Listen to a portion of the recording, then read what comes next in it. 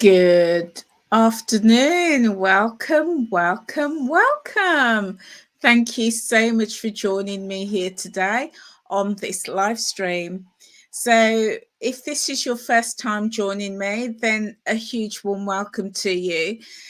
My name is Angela, and this is my channel, Time Out with Angela. And if you've been here before, then it is great to have you back. So, here on this channel, we do a variety of things. It's all about lifestyle, healthy lifestyle, the wellness and weight loss journey. I do food shopping hauls, clothing shopping hauls, household shopping hauls. I do a little bit of gardening in the summer, cooking as well when I'm able to. I enjoy cooking healthy recipes. I'm a very creative cook, so do like to make it up as I go along. Yeah, and I also love my Caribbean food. So I do a few of those, and also Weight Watchers recipes. So yeah, all of that is about the healthy lifestyle, the wellness journey. So I am on a journey to improve my health. First and foremost, to get my health back, recover my health after losing it to diabetes, arthritis, lupus, fibromyalgia, chronic fatigue, and also being post-menopausal, although that's not an illness, that is just a life change. So getting my health back, wanting to feel really good about myself, wanting to feel healthy, to live a healthy lifestyle, and to feel good about myself. So on this channel, I share all my tips, all my hacks around the journey. And to date, I've lost 115 pounds, which is 8 stone and 2 pounds. So so the past 2 days I have been doing a Q&A. So I have asked people in my social media groups, which is Time Out with Angela in brackets group on Facebook, and also on Time Out with Angela on Instagram. So I've asked people back in December if they had any questions that they would like to ask me about my journey. And I was inundated. I have had absolutely loads of questions, which is fantastic. So I saved them all up, and I have been doing a Q&A. So I did part 1 2 days ago, and then yesterday I did part 2, and today I'm now doing the final Q&A. So I've just got a few more questions that I want to answer. So we're going to dig right in. So I can see I've got a couple of people with me. Thank you so much for joining me today. It's great to have you. Okay, so I answered loads of questions over the past 2 Q&As. So feel free to, at a later date, go back, have a listen, check them out, and hopefully they may help you. I share from my own personal experience and my perspective, so I appreciate not everything might be of value to you, but take from it what you want to. Okay, so I've got my notepad with all my questions, and it goes over the page as well. There's absolutely loads, but I've just got a few more today that I'm just going to round up. So I'm going to get started. So I had a really good question, and it is, what got me started on my journey? Really brilliant question. So my journey, although my current journey where I've lost this large amount of weight, 115 pounds, although it started 5 years ago on the 8th of January 2019, Really, my weight loss journey started from when I was about 18. So I was, I came out of the womb with a weight problem. I was always big. Um, I was the chubby baby, the plump child. Um, I even remember being in school, in secondary school, and at dinners, the I clearly remember this. The dinner lady picked up a shovel of chips, and then she looked up and she saw that it was me, and she shaked a few off. She shaked a few off and put in my plate. So basically, you're going to have a little bit less. And even like with the sweet treats, they would see me and they would just give me just that little bit less than everybody else. And yeah, it's little things like that that just burnt into my psyche. My mother would also go up to Woolworths. Do you remember those days we had Woolworths? And she would buy like you'd get those chocolates, and she would buy them, and she would only give me like one or two, and she'd go, no more, no more. You need to lose weight. And I remember thinking, do you know what? When I am old enough and I start working, I'm going to go to Tesco's. I'm going to buy the biggest, not Tesco's, Woolworths, and I'm going to buy the biggest bag of chocolates, and I'm going to stuff them down my gob. I'm going to eat them. And do you know what? Sometimes, although like my mom and my dinner lady did those things to help me, I think it was the way it was done really had a negative impact on me. And it stayed with me, and I'm, knocking 60. And those things are deep in my psyche. It really, really affected me. So my weight loss journey started, I think, right from when I was a child. But I wasn't conscious about trying to lose weight back then. I think everybody was telling me I needed to lose weight. Every time I went to the doctor would say, you need to lose weight, you need to lose weight. So the journey started back then, but I didn't consciously start until I was about 18. And I was brought up in religion, and this girl that I knew in like my religion, she had just like lost a lot of weight. And I said to her, well, what are you doing to lose all of this weight? And she's like, well, I'm doing Weight Watchers. So I started going along with her to Weight Watchers, and that was when I was 18. So yeah, that's 50 years ago. Yeah, 49 years ago. Well, no, 39 years ago. Goodness me, 39 years ago. And it's very different. Weight Watchers was very different to what it is now. Very, very different. So I started going along. And do you know what? The saddest thing, I look back now and it breaks my heart. It really does.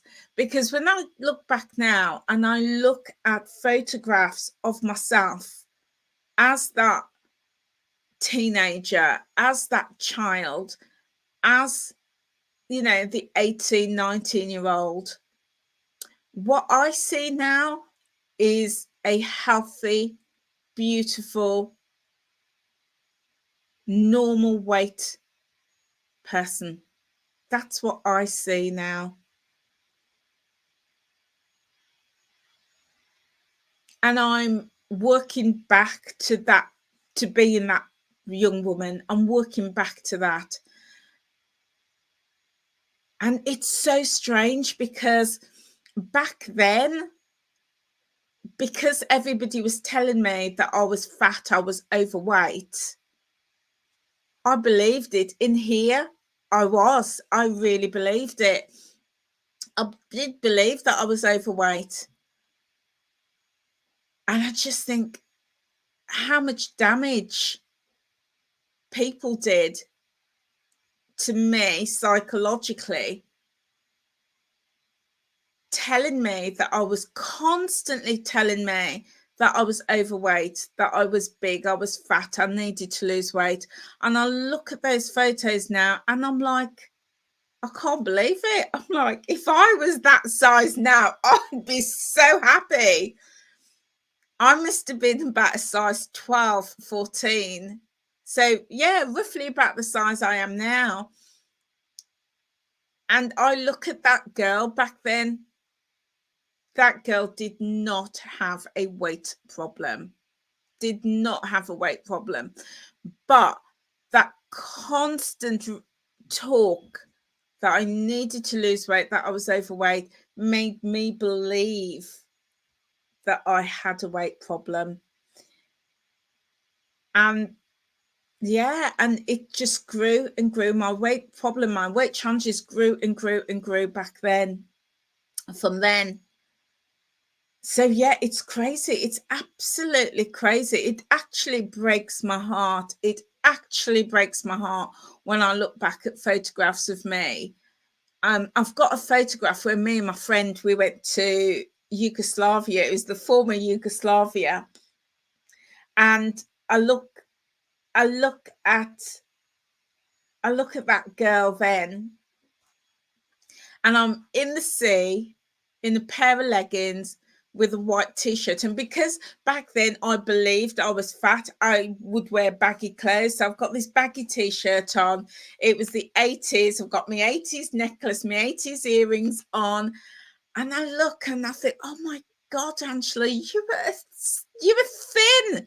You were thin. You were stick thin. And I look at my legs and I'm like, oh my God. And I'm stood in the sea, like trying to balance on one leg. And I'm like, oh my goodness, I was just so thin back then. But my parents, my mother, my doctors, and people around me made me believe that I was abnormal. They made me believe I was fat and I needed to lose weight. Hi, Horatio. And oh, Boss Lady Denise. Oh, thank you so much for joining us. Frugal Mama sent you. Oh, thank you so much for being with me today. And hello, Frugal Mama. Great to have you with me today. And Helen, hello, my lovely. So you get what I'm saying. You felt fat as a teenager and you'd love to be that weight now. Yeah. And you know what? It makes me realize just how careful we've got to be when we're talking to young people and children and teenagers. And we've got to get away from, and you know, the world is doing this, which is a good thing, embracing all body images and focusing on our inner beauty and focusing on health rather than going for an ideal. Because for me, it did more damage than good, more damage, constantly being told I need to lose weight. Because what happened, I eventually just rebelled. I just rebelled. And my form of rebellion was to eat and say, I don't care what you think. I don't care what you think. And I would just eat and eat and eat. And it was counterproductive. But if somebody had focused on saying, do you know what? You're a beautiful young woman. You can aspire to be anything. Go live your life. Be happy. That would have done me way more good than somebody saying, you need to lose weight. So my weight loss journey. So the question was, when did I get started on my weight loss journey? So, you know, for the weight that I've lost now, which is 115 pounds, that started in January 2019. But my journey started from when I was a child. and consciously from when I was 18. So 39 years I've been battling this all my life. And I am now at the point where I don't feel that it's a battle. I don't feel it's a struggle, because I'm at a place now in my journey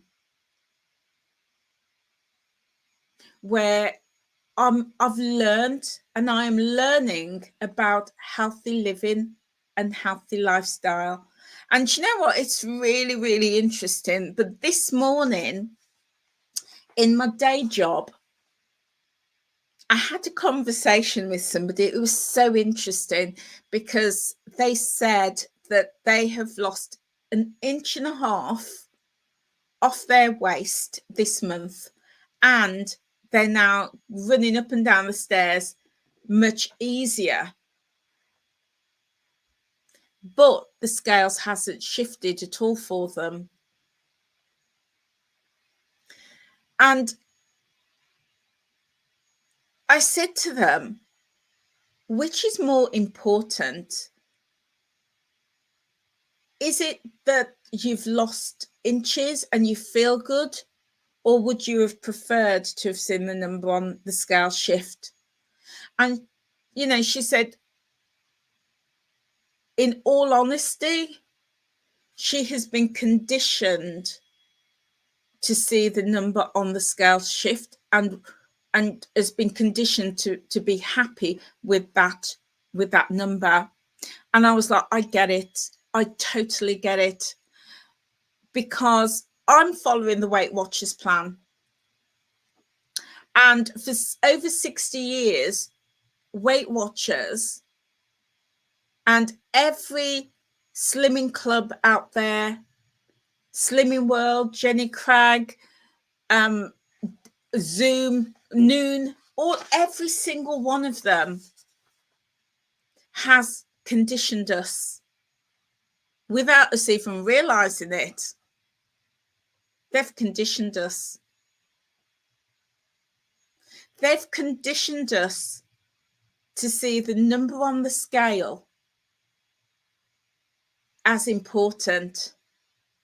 And they've conditioned us to measure our worth, our self-esteem, our confidence, our growth, our progress, our health by that number on the scale. We've been conditioned. Because in my day job, I see so many people. It breaks my heart. I see so many people get upset because the number on the scale hasn't shifted, or haven't shifted as much as they would like it to. And it breaks my heart. But I was there. I was there too. So I know exactly how that feels. I was there. Excuse me whilst I have a sip. I've got water with a little bit of squash in today. And I've also got a coffee. I've got a coffee in my me time mug. I've been conditioned. So, Helen, we speak differently to our own children. Both of yours are beautiful, grown up and happy. And I love that. I love that. And I love the words that you use referring to your children. Yeah, I love that. It's so important to talk to children and young people with love and grace and kindness, and to pull out all of their positives. I remember once, just going slightly off track, I remember once somebody said to me, somebody tried to speak to my son harshly. Wow, they picked the wrong mama. They chose the wrong mama. I took a strip off them. And I said, don't you ever talk to my child like that. Don't you ever. And they ended up apologizing. And then somebody then said to me, how will your child you know, is young, is black. We were living in gangland territory in the middle of Handsworth in Birmingham. They said, how will he ever learn to cope with the streets and, you know, the world if you don't toughen him up? I said to him, I don't need to toughen him up. All he needs is love. He needs to be shown love and kindness. He needs to know that he's got a safe place here with me and a safe home. He needs to be shown compassion and know that he's supported. That's all he needs. He doesn't need to be toughened up. And I think that, in my opinion, when we show our children that love and that kindness, that's what they need. They don't need harsh words. They don't need to be reminded of all their flaws. They don't need to be reminded, oh, Sarah, oh, I love you. Oh, I love that. And hello, Esther. Yeah, they don't need to be reminded of things that they can't do, of what they're not capable of doing. They don't need to be shown that. That doesn't need to be mirrored to them. They don't need harsh words. And my family were like, be careful what you say to Angela's son. Be careful what you say to Danny, because Angela's going to be like a lion. And I was like, yeah, you're right. Nobody talks to my son in a negative way. And once his teachers tried it, I was up that school. I was like, no, that is not happening. But kindness, and my son, oh my days, honestly, I am just so proud of him. So proud of him. Love and kindness. Indeed, proper bear mama, proper, you know, love and kindness. And so important to show that to our young people and to have those images to celebrate everybody, every star. And then when people feel good about themselves, they make good choices. So I have really worked on being kind to myself. And you're the same with your daughter, Sarah. Her teacher told her, tough luck. And you was, yeah, on them. Yeah. And I love that you won't allow anybody to speak badly to your child. I love that. We have to protect our children. We have to. So, yeah. So my journey, on my weight loss journey, started, as I say, from a child, and then consciously from a teenager. And so, yeah, I was saying, sorry, I keep getting off track. So the slimming industry has conditioned us, in my opinion, it's conditioned us to measure our worth, our value, our confidence, our self-esteem by that number on the scale. And I'm not saying that that's not important. It is important. But what I've done on my journey is look for other measures to measure my health, my self-worth, my confidence by.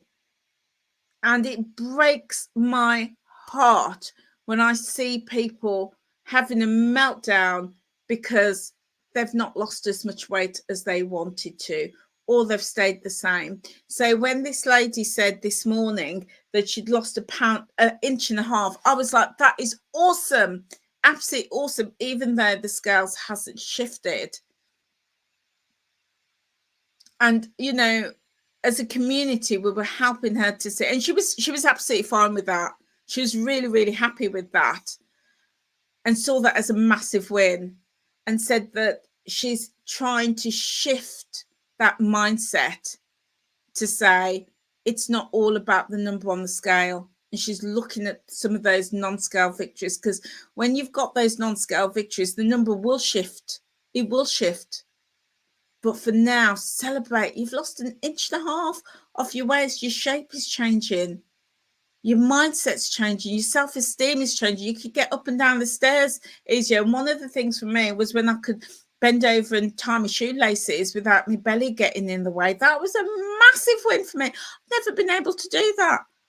I've been able to crawl into small spaces, and my grandson's like coming up to 3, so he's tiny. He's only a little dot, and he has this little tunnel. You know, you get those pop-up tunnels, and he was sat in his tunnel the other week, and he said, "Nanny, come in the tunnel with me," and I was like, "Nanny can't get into that. No way," because in my head I was still big. And he begged me, and I was like, okay, Nanny's going to try.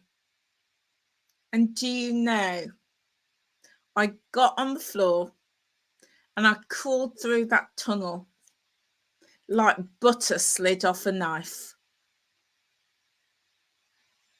And I was like, oh my days, I couldn't even believe that I could do that. Couldn't believe that I could do that. And I was like, oh my goodness. Brilliant non-scale victory. So for me, it's kind of like honing into some of those things. And last month I lost 1 pound, and I'm delighted with 1 pound. But to know that I can get into a tiny space, a space that is designed for a 3-year-old toddler, I could get into a space designed for a 3-year-old toddler. How crazy is that? So it's things like that. And I'm like, yeah, the pound off was amazing, but getting into a space designed for a child, awesome. So yeah, I am working on trying to undo that conditioning, and it is a work in progress, and it's going to be a long journey for me unpicking that conditioning to say, yes, the scales is important, but it's not all about that for me. For me, it is those non-scale victories, to be able to get up and down the stairs that much easier, to be able to get out of the chair without groaning, without, you know, to be able to stand in a queue at the supermarket without feeling like, you know, my whole body's going to just collapse, you know, to be able to walk to the end of the car park without panting and being out of breath, to be able to say, do you know what, I'll take the stairs and know that I can survive when I get up the top rather than taking the lift, to know that I can get on the floor and off the floor playing with my grandchildren.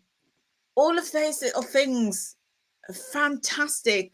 And I'm shifting very slowly. It's kind of like, you know, shifting a tanker very, very, very slowly.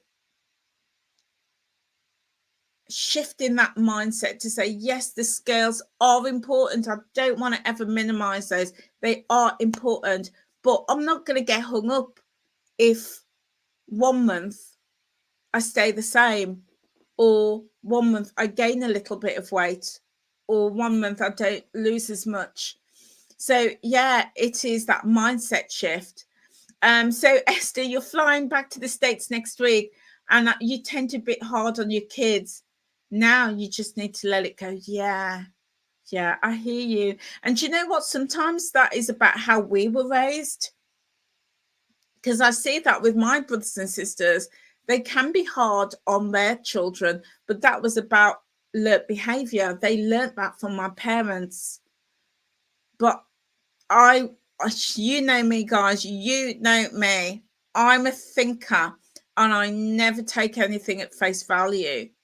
And I look at things, and I would look at the way my parents raised me, which was brilliant, by the way. You know, I'm so grateful to my parents for raising me the way they did, with the moral values and the opportunities that I had. Very grateful to them.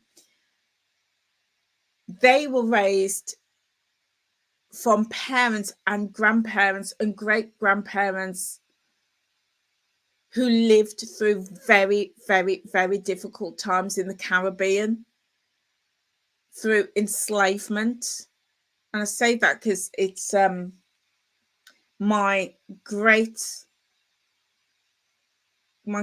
grandmother was born just after slavery ended in the Caribbean. How crazy is that?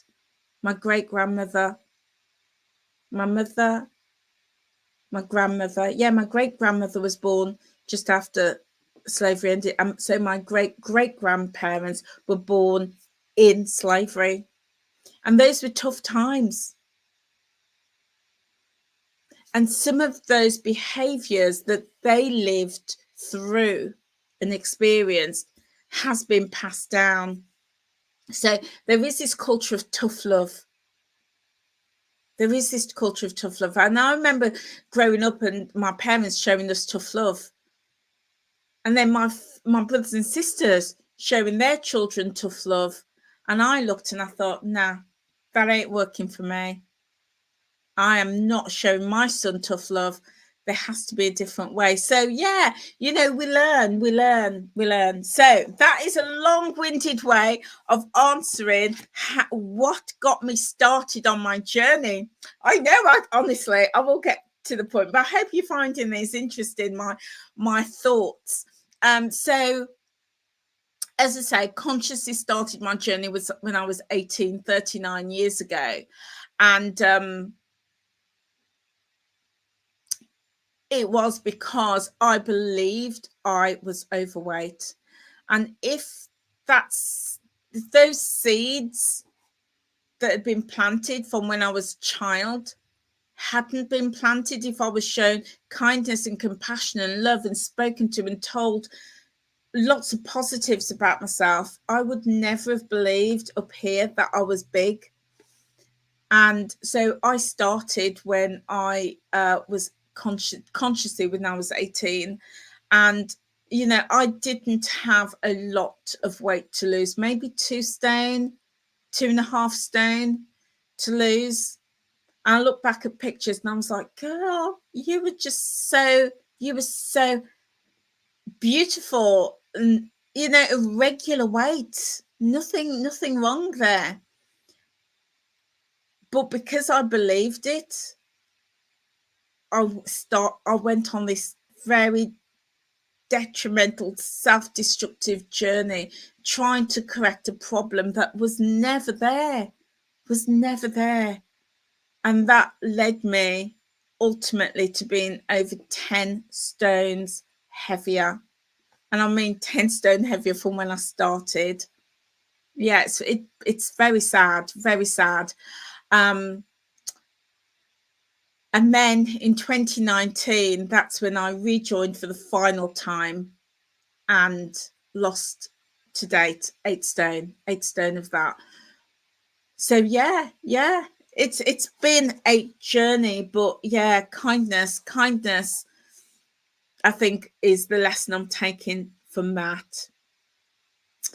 That leads into my next question. Really, really good question. Critic or cheerleader? Do I think of my journey and speak to myself in a critical voice, or am I my own cheerleader? Years ago, on that journey that I just explained to you, I was very much the critic, because that was what was planted in my head. I had that seed planted, and I would often talk to myself in that very negative voice. Always telling myself, well, you're fat, you're overweight, look at you, you're never going to lose this weight. Look how many times you've tried before. Forget it. Just eat what you want, do what you want, and just live your life, make the most of it. So I was always that negative voice. But then because I lost my health, I hated feeling the way I did. I just hated being sick and waking up in the morning and having to take tablets just to start my day, tablets just to get me out of bed. I needed painkillers just to have a bath or a shower. Yeah, I couldn't function without my medication. And I hated that. I really, really hated that. And I just didn't like the way I felt. I just felt so heavy all the time.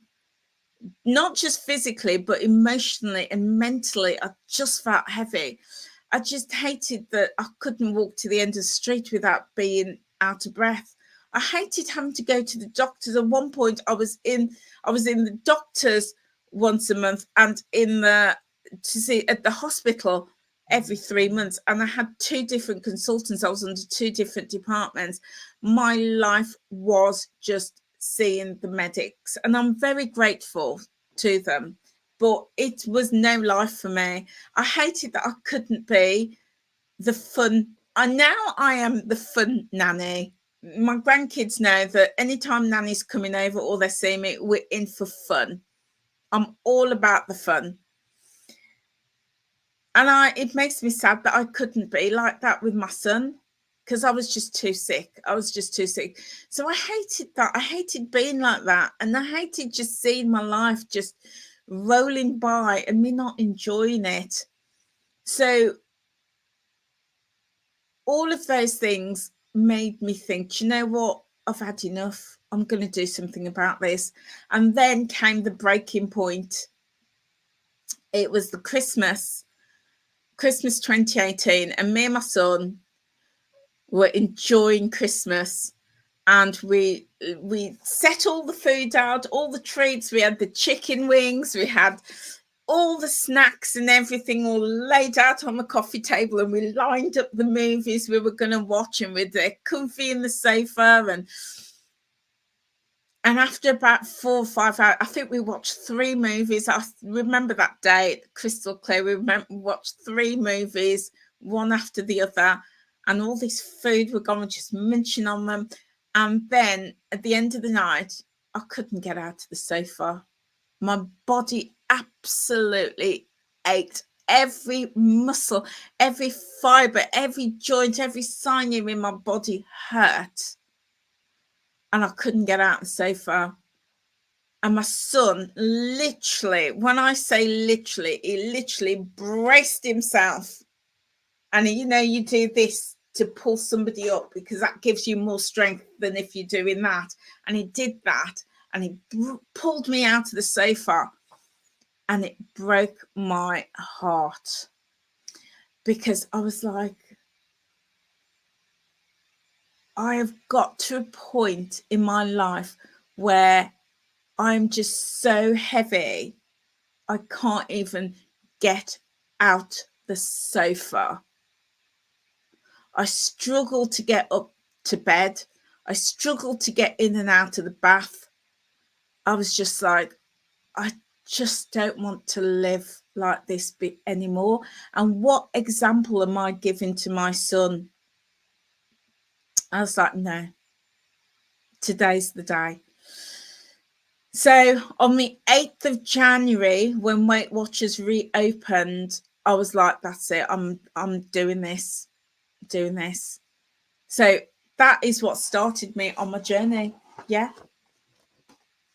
That's what started me wanting to feel better about myself, about my self-esteem, my confidence. I wanted to, at the time I think I was like 50. I would have been 52 at the time. And I was like, I don't want to be middle-aged. I don't want to go into old age like this, feeling like this. I had dreams and aspirations of traveling the world, of doing all the things that are on my bucket list. I want to be able to do them, but feel good about myself. Yeah, yeah. So that's what got me started. First and foremost, I thought I need to lose this weight.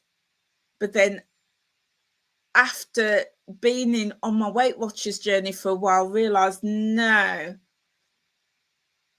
it's not about losing the weight. It's about improving my health, because I realized that I could go fast track and lose the weight and still be unhealthy.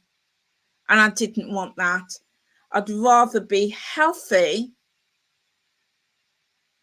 carrying a little bit of weight. But I didn't want to get to my goal and be, still suffering with the lupus and the arthritis and the diabetes and the chronic fatigue and the fibromyalgia. Didn't want that. So I switched my focus, which wasn't easy, because clubs like Weight Watchers, it is all about that weight. They are shifting now, but it was all about the weight and getting the weight off the scales and seeing that scale shift. So I did have to be my own pioneer. I had to be my own pioneer and be my own cheerleader and speak to myself in that voice that would support me doing that, and talking to myself in that positive way and saying, do you know what? Come on, you can do this. What would life look like if you got your diabetes in control? How would that make you feel? I did have to do all of that self-talk and really work on me. And it wasn't easy. It's not easy. And sometimes, when I share with people my journey and my results, it's that whole iceberg thing. It's that whole iceberg. What people see is the tip of the iceberg sticking out of the water.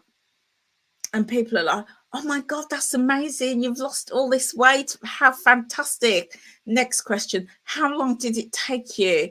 5 years. Okay. Because a lot of people lose a lot of weight quite quickly. And I'm delighted for them. But for me, it's been a slow journey. And I'm really, really, really glad my journey has been slow, because what it's done, it's helped me to work on all of that stuff underneath the iceberg, all that stuff underneath the water. It's helped me to really think about what I want my journey to look like. It's helped me to really put in place the habits that are going to support my health. It's really helping me to make that difference to my life. So yeah, people see that 8 stone weight loss on the tip, but what they don't see is what I do every single day, how I work at it every single day. Yeah, that's the key. Hi Kaz and hi Tony, great to have you with me today. So the question was critical cheerleader. I am my best cheerleader. Wasn't always. I was often my own worst enemy. I was my own worst critic. And that's not to say that I'm not dealing with that still. So I've mentioned a couple of times the other week when my poor cat was unwell, and I took her to the vet. On the way back, I was just like, ugh. I needed to soothe myself. So I had food at home. I had all food prepared and everything, but ended up in the chippy because that critical voice just came in, just crept in. So I'm a work in progress like all of us, but the key is it's about that work in progress, never perfection. I'm just always working at it. And that's all that stuff underneath the water. Yeah, underneath the water, just keep every single day plugging away at it. And that's why sometimes when I don't see, well, I weigh monthly now. So like on months like last month where I had a pound loss, it doesn't faze me. It doesn't faze me. I could have stayed the same. I could have gained. Wouldn't faze me, because I know all the work that is going on underneath that water. And I now understand that all that work that goes on underneath the water isn't immediately going to show above the water. You may have whales swimming, dolphins swimming, sharks swimming, fish swimming underneath the water. You may never see them above the water. But when they're there swimming and splashing, you're going to see those ripples above the water. You know that something is happening. You know something's happening. So yeah, I've learned to be my own cheerleader. And that's come out of a lot of self-criticism, lack of self-esteem, lack of self-worth, lack of self-confidence. But I'm chipping away at it every single day. And yeah, I'm Angela's number one cheerleader. Yeah, indeed. Cash, you only lost £1 since joining WWE 5 weeks ago, but your mindset is changing slowly, and that is more important to you right now. Kaz, well done. Well done. And, you know, it's not just £1. It's not only £1. It is £1. It is, accept it, take it, take it. The time, 5 weeks, neither here nor there, took me 5 years. But you know what's important? Your mindset is shifted. That's huge. That is huge. And the mindset, you see, this is how I see it. Let me have another sip. It's thirsty work, all this chat. This is how I see it. Lots of people, self included, has lost and gained, lost and gained, lost and gained, lost and gained over the years. And we often hear it in the community. 1 week somebody's lost £5, next week they put on 2. Or they lose, 3 stones, and then something happens and they gain back 2. People go up and down like that.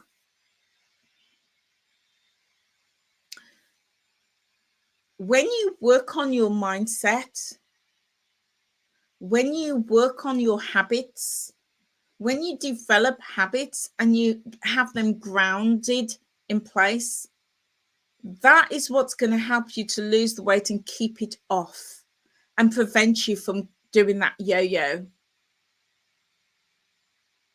So focus your time, my darling, on building those healthy habits, because that's what's going to stand you in good stead. So I had a question, I think it was yesterday or the day before, in the Q&A, and the question was, here it is. Yeah, so it was on the first day, the first Q&A. Feel free to check it out. Somebody asked, are you concerned you will gain the weight back, especially if you weigh monthly? And my response was no. Absolutely no. Not concerned. This weight is never going back on. And I'm confident I will put my house, I will bet my house on the fact that this weight will never go back. And I'll tell you why. My weight will never go back on. 1, because I've taken 5 years losing less than £0.5 a week to learn the healthy habits that work for me and my body. And secondly, I work on my mindset continually. And that's why it's never going back on. Never. I think in the community, we want very quick weight loss. And I see people saying, oh, I've only lost £1 this week. I've only lost half a pound this week. You know, I've stayed the same. We want more. We all do. But in losing weight quickly, the danger is we don't really truly learn the healthy habits that's going to keep the weight off. And sometimes what happens when we lose weight quickly is we restrict. We start to restrict. I'm not having that biscuit. I'm not having that meal.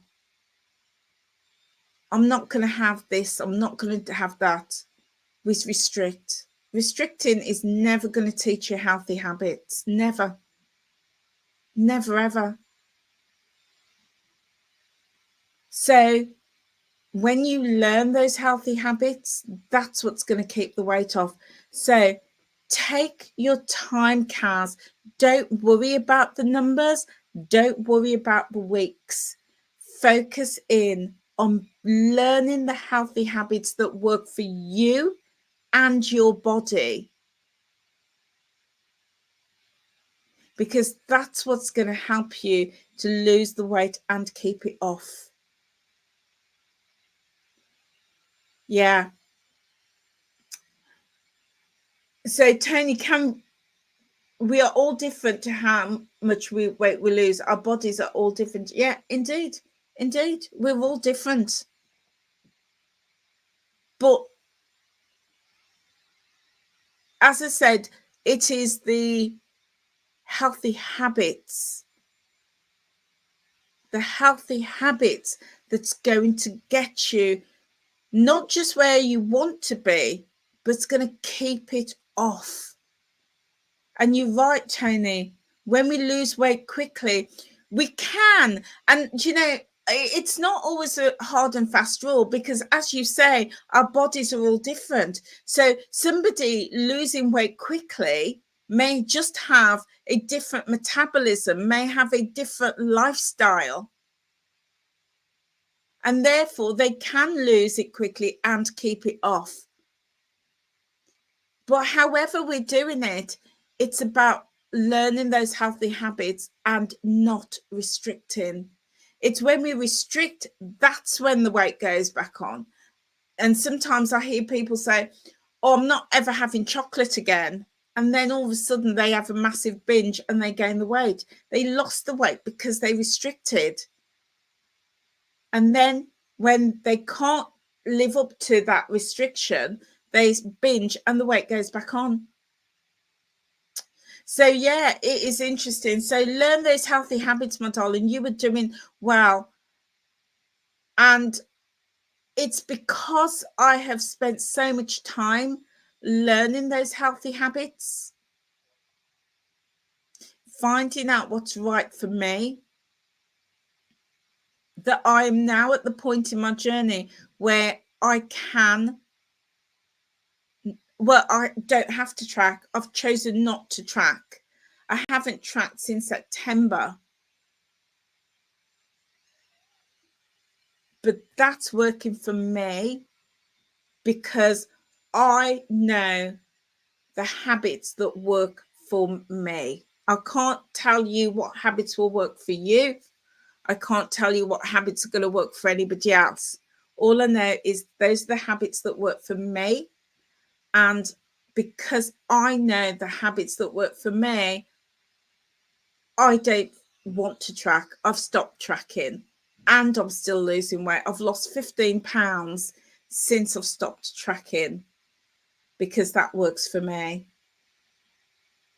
Indeed, Kaz, restricting food always sets you up for a fall. Yet never do that again. Yeah, indeed, never, ever. Please don't ever do that. And don't ever feel that you have to restrict to lose weight. Never.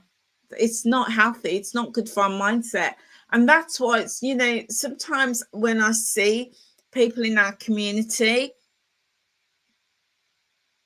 and they lose weight and then they go on holiday or it's Christmas or Easter, whatever the occasion, or they stop tracking, or they cancel their membership for whatever reason, they come back and they've gained. And they'll often say, well, I've gained weight because I've stopped tracking. No. You've gained weight because you didn't have healthy habits in place. It's as simple as that. And sometimes people, and I hear it all the time, people say that tracking has become a habit. And I'm like, if that works for you, go for it. Go for it. Go for it. If tracking is a healthy habit for you, go for it. For me, tracking was never a healthy habit. Never, because to me, a healthy habit is something you're going to do for the rest of your life. And I am not tracking for the rest of my life. So how can that be a healthy habit? In saying that, I would always say, when you're starting your journey, whatever plan you're doing, whether it's Weight Watchers or Slimming World or MyFitnessPal or new, whatever it is, tracking is really important, because that is going to give you your yardstick. That tells you where you're at and where you need to be, and what foods and what quantities and what proportions will help you to get to where you want to be. So at the start, I would absolutely say tracking is essential. But once you know that, once you know what works for you, if you enjoy tracking, go for it, carry on. Who am I to say? Who am I? If that works for you, go for it. But for me, I don't see myself tracking till I'm 50, till I'm 60, 70, 80, 90, till I'm 100. No. So the healthy habit for me was tracking to understand what works for me and what brings me weight loss. And then now where I'm at is using that knowledge to help me live the life I want to live and still lose weight. So tracking on the app for me has never been the habit. But it is for some people. I hear some people say tracking is. But then the danger is, if tracking is the healthy habit for you, then what happens when you stop tracking? The weight's going to go back on, because you've not understood, you've not learned true healthy habits.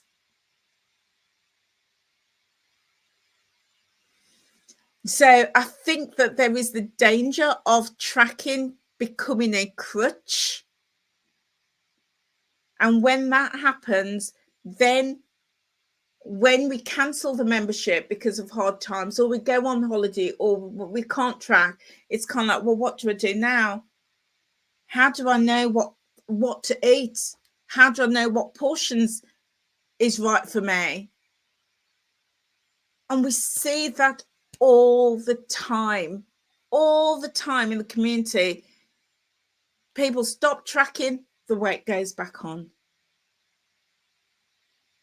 So what worked for me is that I used tracking as an education tool, as a tool to educate myself on what works for me.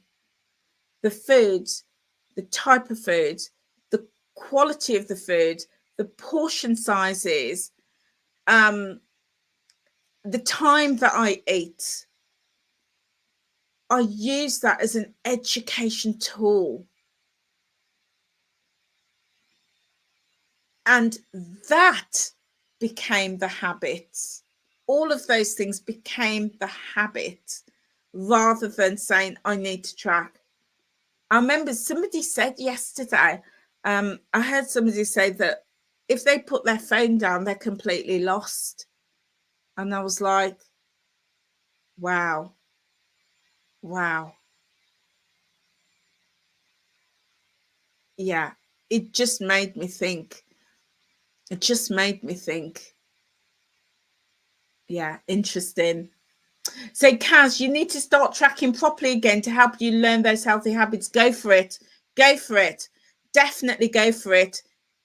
Track. And I would say track everything. Track absolutely everything. And I'm sorry to say this, but I hate the word honest tracking or true tracking because it implies that you're not honest. It implies that we're not truthful.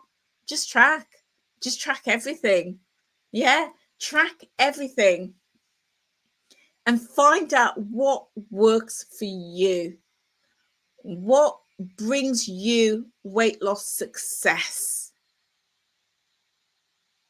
The foods, the the combination of foods, the quality of foods, the portion of food, even the time of day that you're eating those foods.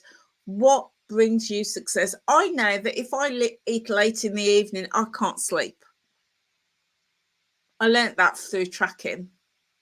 I also learned from tracking that if I eat sugary stuff or sweet stuff on an evening, I'm going to wake up the next morning and I'm craving sugar and sweet things and I'm hungrier. I learnt that from tracking. So use tracking to help you identify the healthy habits you need to put in place. Yeah. So Jackie, hello, my lovely. Great to have you with me. Tracking is working for you to keep you accountable and also to strengthen your relationship with your food. It's like handing in your homework. I hear you.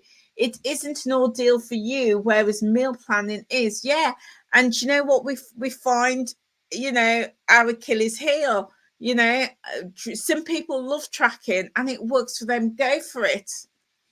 Other people like me, it's yeah, I found it. I got to a point it was a burden for me. But we find what works for us. And Jackie, I didn't do accountable real tracking until this January when you dumped a lot of stress from being accountable now. Yeah, I hear you. And you know what? I'm gonna do a live, a video about accountability. Because I think that the whole topic of accountability is really interesting. And by that, I mean, what is accountability? What does that look like? And what do we really mean when we say accountable? We want to be accountable. And why is tracking, why do we feel that tracking gives us that accountability? And I've got some thoughts on this. It's not neither here. It's not good or bad. I've just got, me. I've got thoughts about a lot of things. I've just got some thoughts on it, and I'm gonna do live about accountability.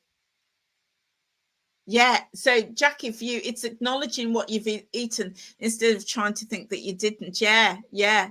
I hear you. So I'm going to do share my thoughts on that. Yeah, share my thoughts on that. Okay, so we're in an hour and 3 minutes, and I've only answered 3 questions, so I better get a move on. Okay, so my next question that came in. So let me just say welcome to everybody who's joined me today. Thank you so much for being here. So this is part 3, hopefully the final part of my Q&A. I put the question out there. I was like, is there anything you want to know about my journey? Send me a question. Send me a question and I will answer it. So lots of questions came in, absolutely loads. Thank you so much for that. And I've pulled them all together and I've done these Q&A. So I've done part 1, part 2 and this is part 3. So if you missed part 1 and part 2 or any of this part 3, feel free at a later date to go back and watch them. Okay, so my next question came in. How do I manage on the Weight Watchers journey when I'm the only one in the household? So for me, it's not a problem at the moment because I live on my own with 2 cats and 2 fish tanks. So yeah, no danger with the pets. But at the moment, it's just me. So I cook for myself.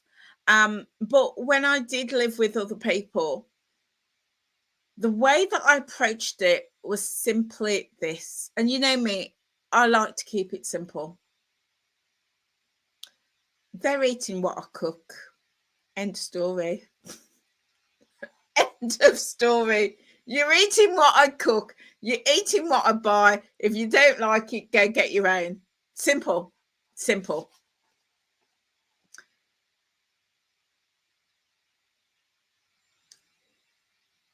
Sometimes I think that, because I've heard this question in different guises in the past, and I think sometimes it's a mindset for us.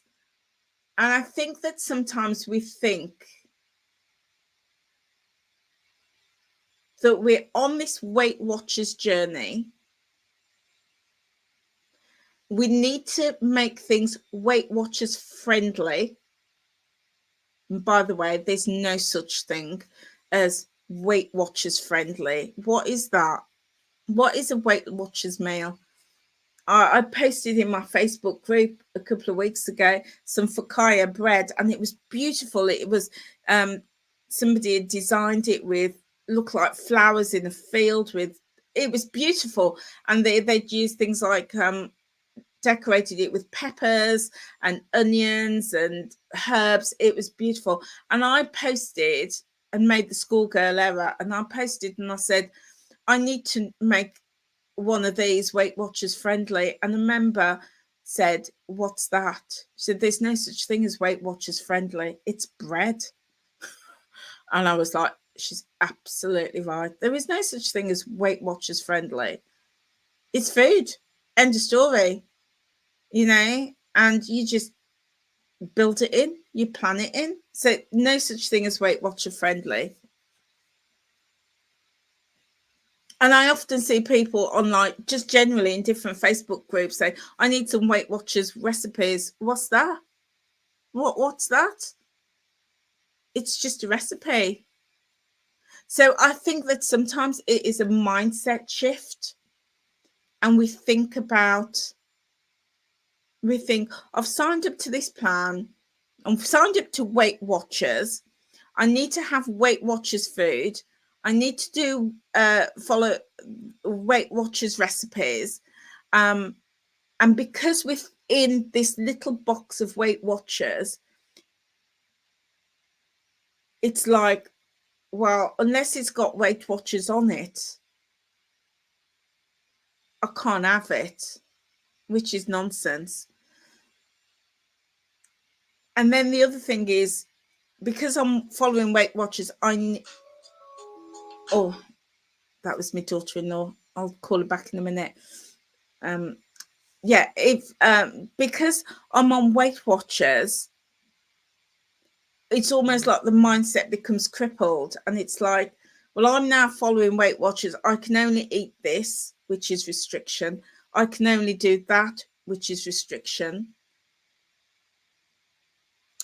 And I need to cook Weight Watchers meals for me and cook something else for my family, which isn't Weight Watchers, which again is that restriction weight diet mentality. So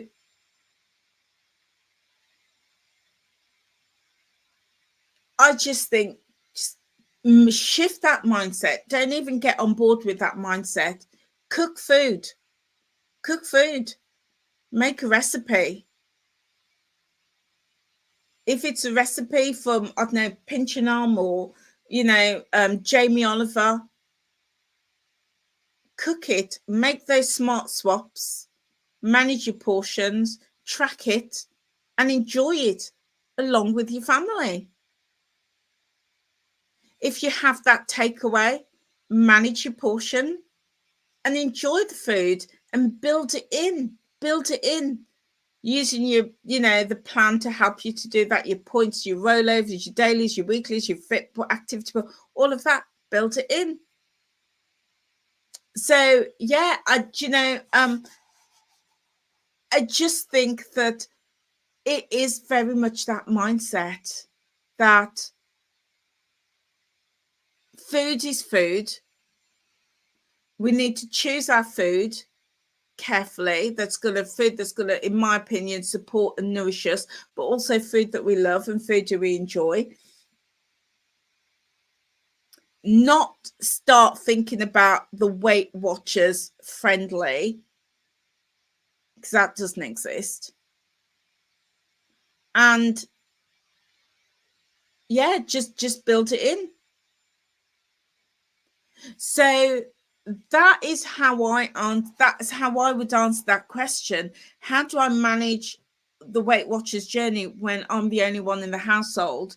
So yeah, I would just say cook food, tasty, delicious, healthy food, make that swap and make it suitable for everybody. Yeah, because I just think that there is danger when we start thinking, is this Weight Watchers friendly? I need those Weight Watchers snacks or meals and stuff. I just think that there's danger in that. But yeah, just have the food, eat the food, enjoy the food, build the food in. Like I did the other day when I had me blip and I had me pie, 14 points for steak and kidney pie.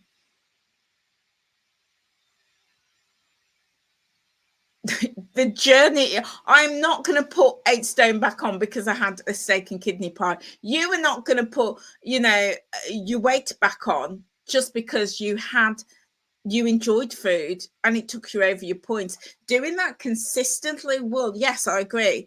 But doing that once in a while, no. I think it's about getting that healthy balance. So Jackie, let's see what we've got in the chat box. Yeah, so Jackie, yeah, so in terms of tracking, that's what the accountability is, acknowledging what you've eaten. And you used to not want to say that you'd eaten the 3 biscuits. Interesting. So that brought stress and guilt, but now you track your points, you acknowledge the 6 points, you move on, no guilt. I love that. And that's what I want to touch on when I talk about accountability. What does it mean? What does it mean for us? There's accountability. This is the topic. It's really deep, and I really want to really get underneath that. But I love that you do that, and I love that you are in that place, Jackie, where you are now saying, I'm going to eat it and I'm going to track it. And more importantly, there's no stress and no guilt. I love that. And that, for me, that says to me, that is healthy. That is really healthy. That is healthy. And it took me a long time to get to that point, because I was like, oh my goodness, I've gone over my points. And I would feel the guilt. And the guilt was crippling. And I didn't want to see it on my tracker. And I couldn't understand why I felt like that, because nobody was going to see my tracker. Nobody was going to see that. But there was something there about perfection. And I talked the other day about this journey that I've been on, about understanding what progress looked like for me, but also what perfection looked like for me. And I was on this road to exploring that. And in doing that, I wasn't tracking it because I wanted that blue dot. I wanted that perfection. And I was eating those things, not tracking it because I wanted to see that perfect score. And then when I wasn't losing the weight, was almost going into denial and saying, I don't understand why I'm not losing weight. Conveniently forgetting that I hadn't tracked those things because the guilt was weighing heavy. So that's why I say there's this whole big topic around accountability that I want to explore. Yeah. And as Sarah says, yeah, sounds like you've got some useful data when you did track, Jackie. Yeah, and I love that. And I know that you enjoy tracking and tracking's working for you. And I love that that is helping you where you are now. Yeah, to remove the stress and remove the guilt, because there shouldn't be guilt and stress when it comes to the foods we love and the foods we choose to eat. There shouldn't be that. So I love that you're in that space now. Love that. Okay, I'm going to move a bit swiftly now because I've been on an hour and 15 minutes. Thank you. If you're with me at this point, thank you so much. I do really appreciate you. So, next question. I've got 1, 2, 3, 4, 5. Oh gosh. I want to just finish this today, so I'm going to whiz through this quickly because I don't really want to do part 4. But I know I take a lot of time to answer these questions, and I hope that you find it useful. I hope that in my ramblings you find some value. I hope you find it of interest. Yeah, hope you do. Let's have a look. Yeah, so Jackie, it's taken a long time to find the confidence that trying to be perfect wasn't necessary. Yeah, I hear you. And you like the new way of doing it now. There's no baggage anymore. You had the biscuits yesterday, done, move on. Love that, Jackie. And now you have no scratch that needs scratching. It's done. Love that. 100% interesting. Yeah, that's about mindset. And I applaud you, Jackie. I applaud you for working on your mindset and getting to that point. That's real progress. I love that. And it sounds like you got that so much quicker than me. It took me a long time to get to that point where I didn't have guilt. But there was, you know what? This is a deep subject and I don't want to go too much into it now. I'm going to wait until we touch on accountability. But part of that for me, that guilt was also wrapped up in shame. It was wrapped up in shame. And a lot of that was stemming right back from my childhood, from all the stuff I told you earlier about my childhood, and all the bullying and the name calling and me rebelling. A lot of that was just it was packaged and wrapped up in all of that. This need to be perfect and cheating myself to be perfect. And all that was doing was limiting my progress. It was a barrier to my progress. And then when I had that epiphany back in August and I started to recognize that and start to deal with that and uncover all of those and throwing all those off, things changed for me. But yeah, it's a lot. Do you know what? The weight loss journey, it's deep. For some of us, not everybody, because some people gain weight because maybe they've had an operation, maybe through pregnancy, or just stress in their lives, But other people like myself who's carried weight for years, it's deep. And I remember years ago when Oprah was carrying her weight, And she said she had a personal trainer called Ron Green, and he went on and to produce some books and courses and stuff. And I remember he said, and it was Oprah that said, what she realized is that if you've always carried weight, and I don't mean like weight through to pregnancy or stress or stuff like that, I mean carried weight for a long time and you battled with that, she said 9 out of 10, it's emotional. It's emotional.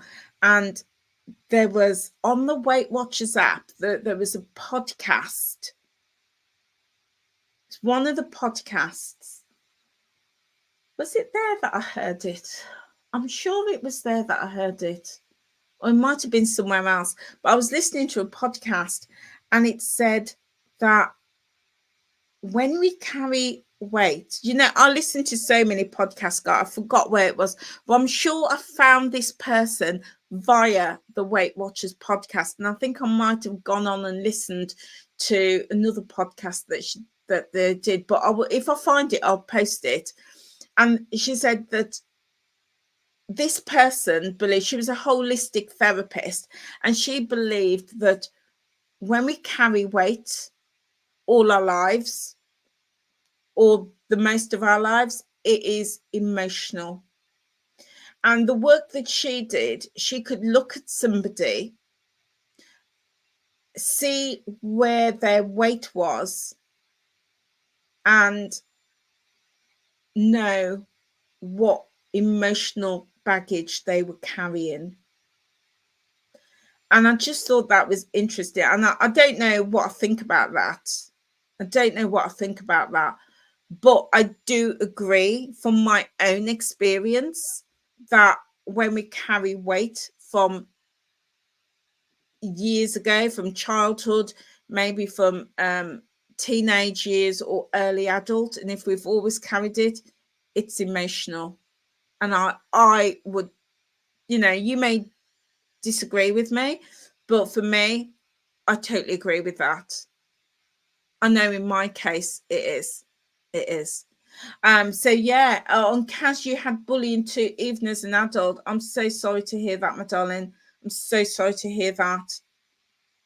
But I hear you, because I was bullied too. Hence the emotion, hence the weight gain, and the continuous weight gain. Yeah. So okay, next question. Do you find anything hard on the journey? Not now, I don't. I don't find anything hard now, but I did. And I struggled with it. I struggled with the mindset. I struggled, yeah. Even, do I struggle with activity? It's not so much that I struggle with activity. I just don't enjoy it so much. And in the winter, because of my joints and that, I don't enjoy it, but I love it in the summer. I love activity in the summer. I struggled with mindset a lot. And that's why now I'm all about the podcasts. All about the podcasts. Never really struggled with food. Never really struggled with sleep.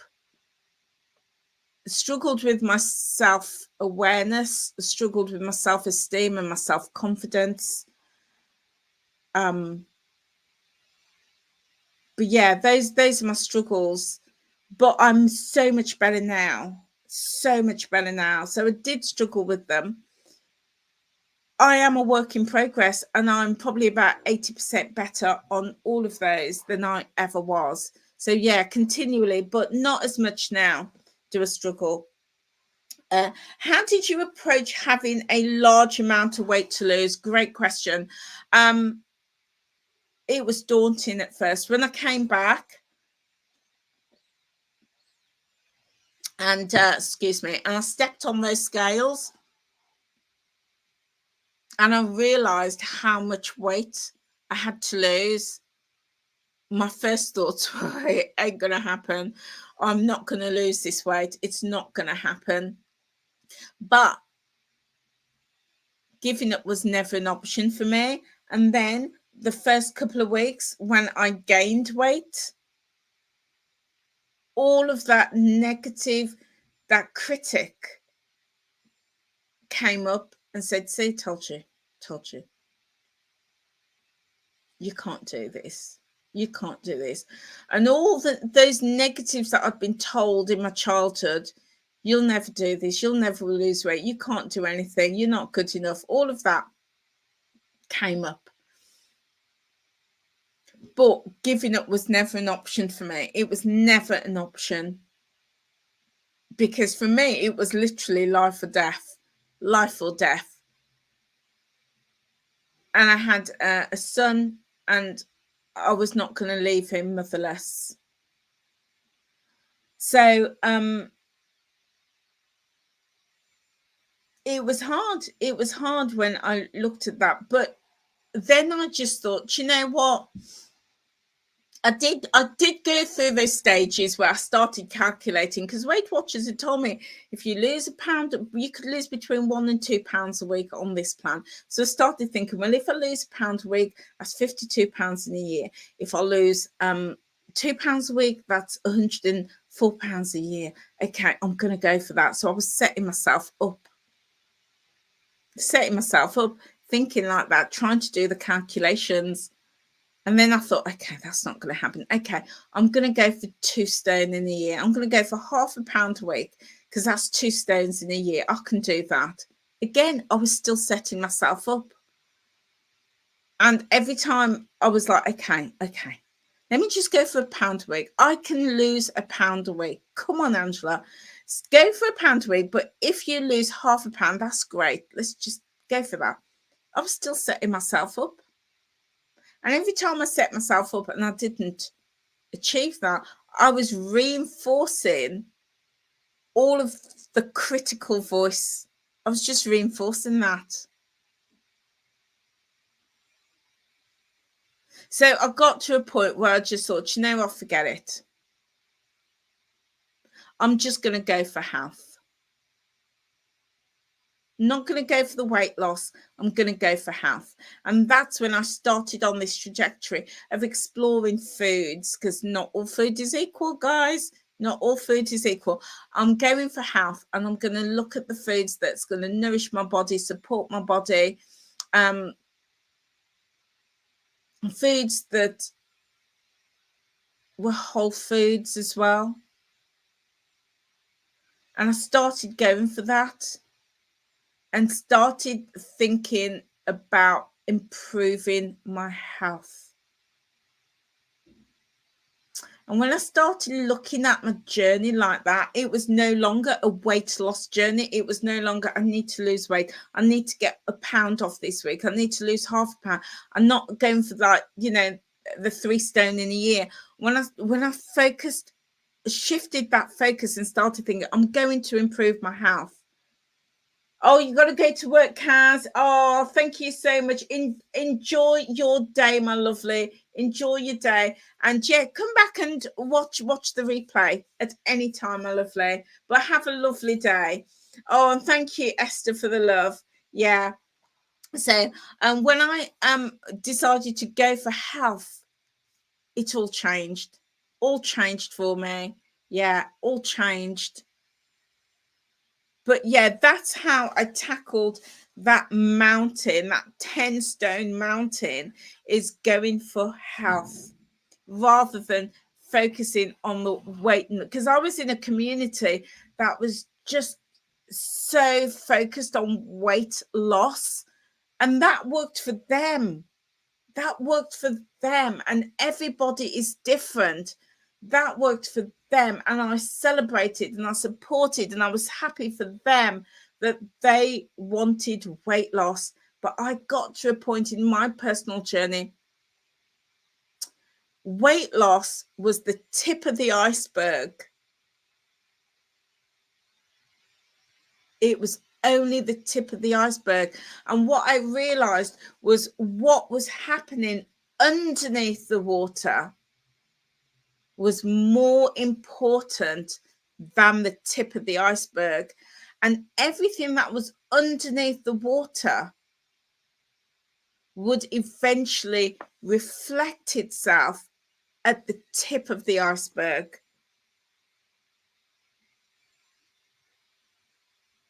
And when I realized that, I was like, okay, so what is underneath that water?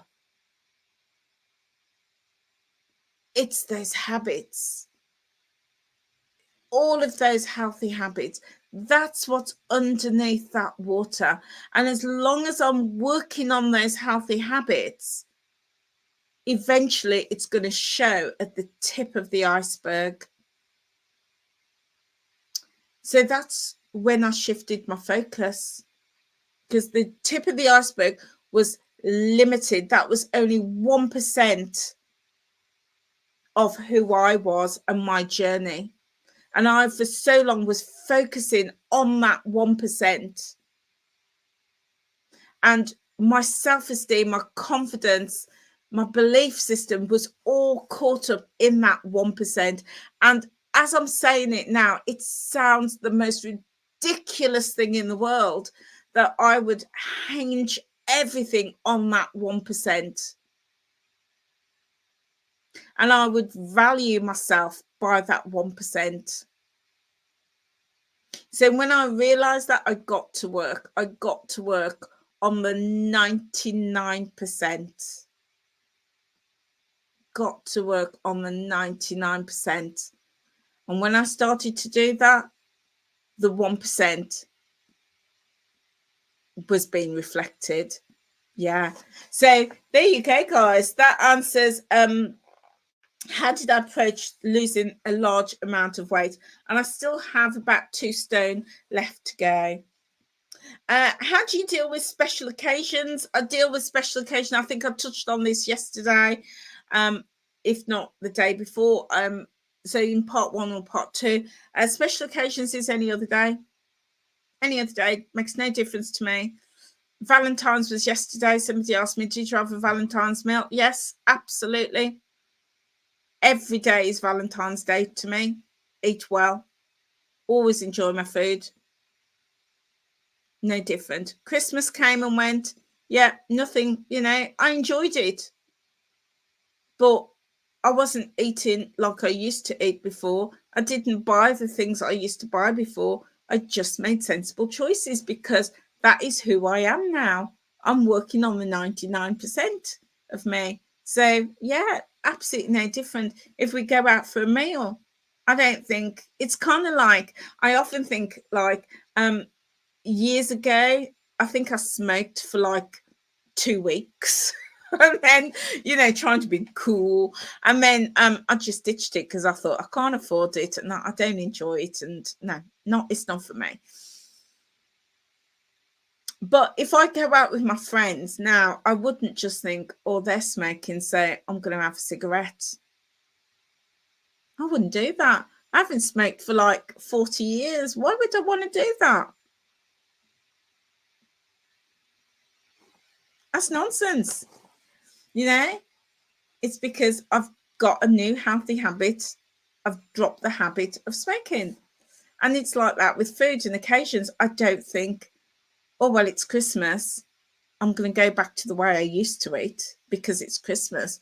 I'm going to eat like for house and home, eat out house and home because it's Christmas or because it's Easter or because it's, a birthday. Why would you do that? It's mindset. So if I go out, I make the best choice possible. I thoroughly enjoy it. Job done. I don't think, oh, I'm going to have a massive feast because it's my birthday or it's Christmas or Easter. I'm not. No, I'm not going to eat, and till I'm bursting just because it's Easter. No. So that's how I deal with special occasions. Business as usual. My favorite NSV. Oh, do you know what? My favorite NSV, I think, is that I can get on the floor and play with my grandchildren. And the other day we were there and it was like, Nanny, come on the floor. So I got on the floor with him. I thought, oh, get on the floor easier. We were doing row, row, row your boat gently down the stream. That song, won't sing it for you. I don't want to scare anybody. So we were doing that. We were playing that. Oh my days. I had so much fun with him rolling around on the floor. And then when I finished, I was able to get up off the floor that little bit easier. It wasn't easy, but it was, I still needed to lean on the furniture, but I was able to get up easier. And that was one of my whys. One of my whys was that I could get on the floor and play with my grandchildren. So it just, oh, I love that. I love to be able to be able to do that. Definitely great NSV. Yeah. Has my food changed? Yes, my food has absolutely changed. I still love my Caribbean foods. I still enjoy the foods that I love, but I cook more from scratch now. And I am actively working to reduce the crap, the CRAP, the carbonated foods, the refined sugars, the additives, and the processed foods, actively working to reduce that. I posted something in my Facebook group, and if you're not in my Facebook group, feel free to join me. It's called Time Out with Angela in brackets group, and I've also got a page called Time Out with Angela too. And I posted something the other day, and it said, "Old keys won't open new doors."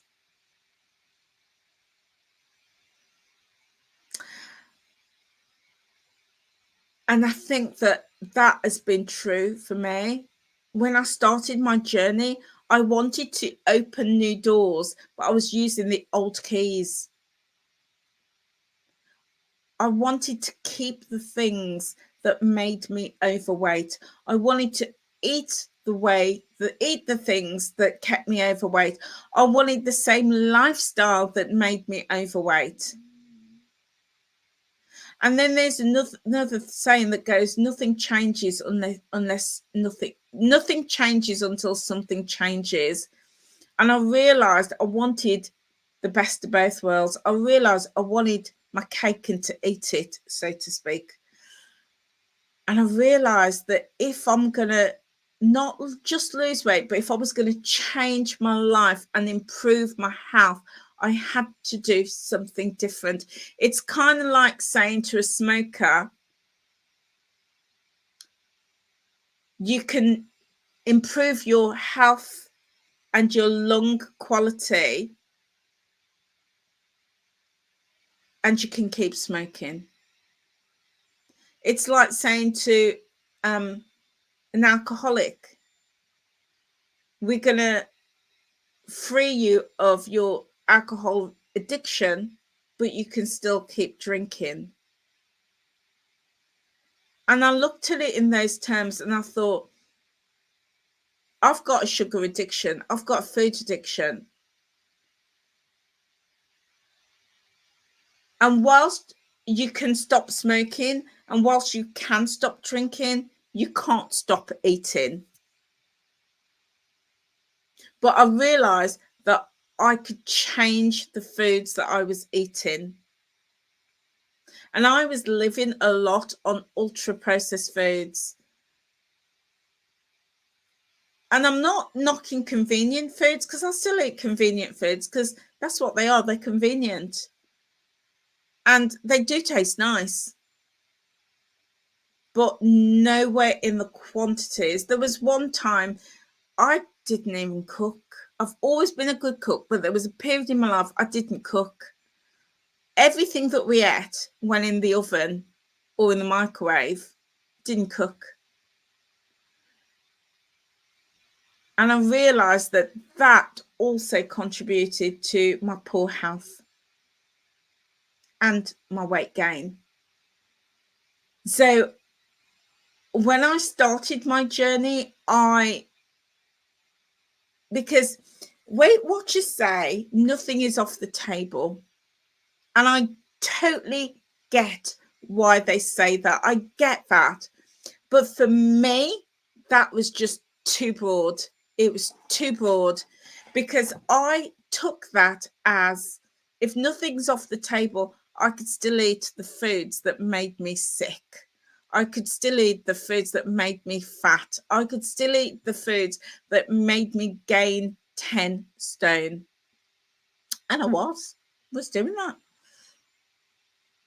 But over time, what I learned was I could eat those foods, but in a different quantity, a different proportion, and in different frequency. So I still have the pizza, but I don't have it every day.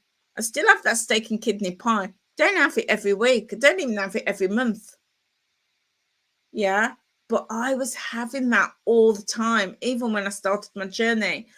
You know, I could still have the sweets and the crisps and the biscuits and the chocolates, but now less than I was having before. So I had to change those keys. The keys had to change. The quantities had to change. The quality of the foods had to change. I started swapping foods out. I started cooking more. So if I wanted the pizza, I'd make the pizza. Yeah.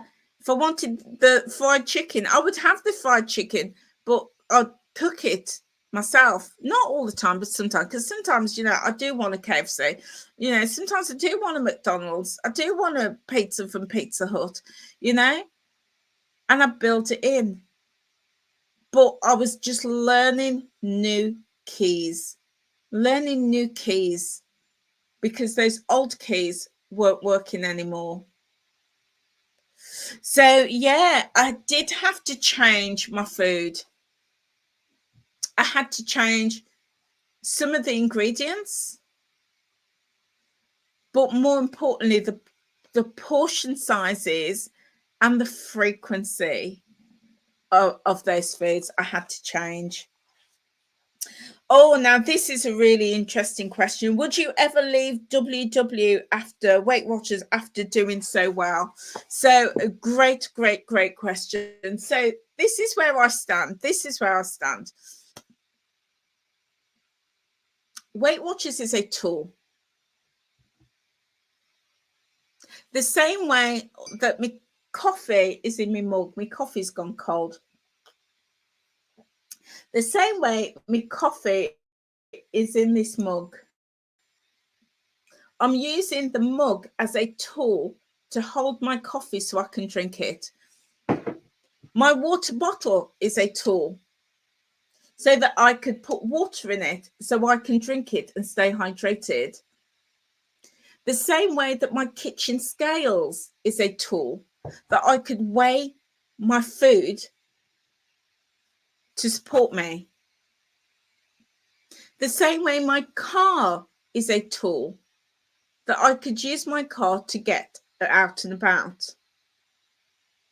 And therefore, Weight Watchers is a tool to help me understand the foods that I need to support me to lose weight. I don't use my water bottle to shift the car. I don't use the car to cook a meal.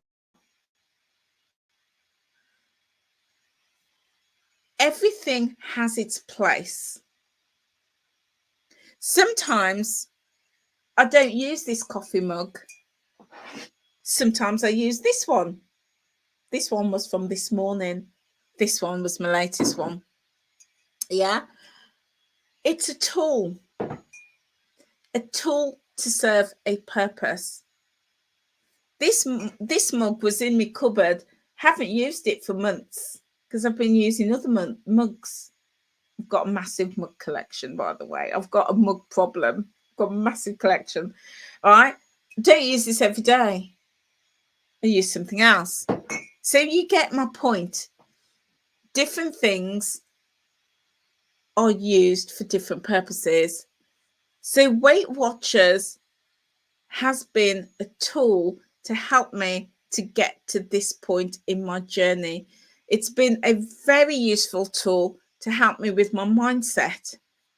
to help me understand the importance of sleep, to help me to build that healthy relationship with food, and to help me to realize actually I need to get my activity, that combination around my activity right. It's a tool to help me with that.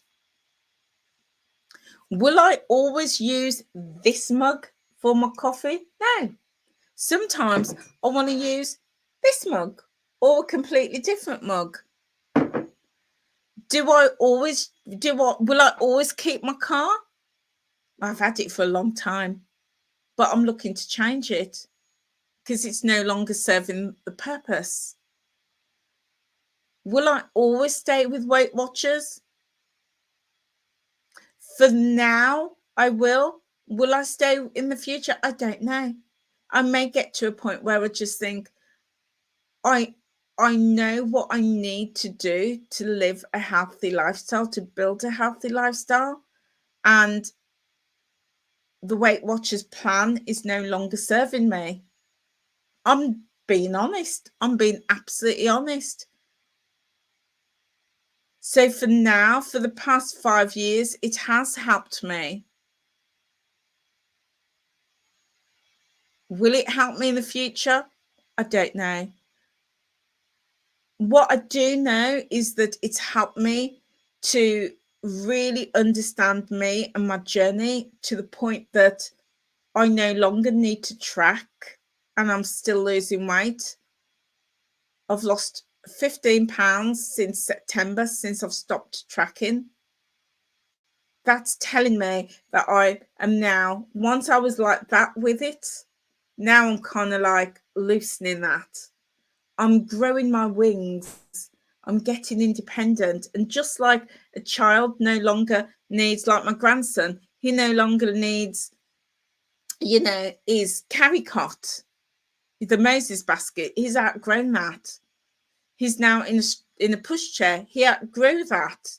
Now he's got a little stroller and he's outgrowing that. And I see myself at some point outgrowing Weight Watchers and flying on my own. And I think for me, that is healthy.